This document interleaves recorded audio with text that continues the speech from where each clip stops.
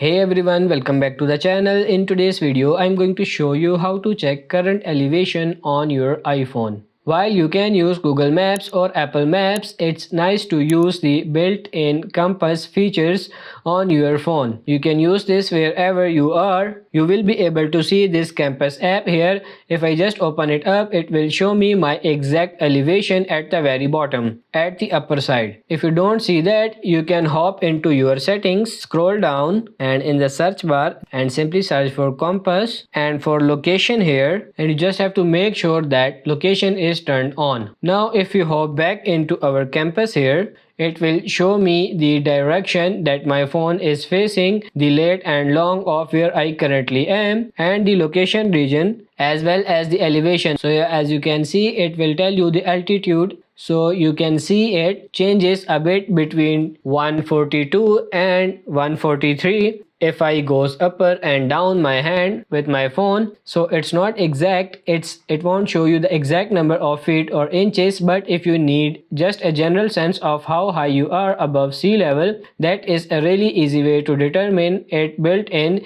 to the iPhone or Android. So that's pretty much it for this video. I hope this video was helpful. If it is, like it and subscribe to the channel. Thank you.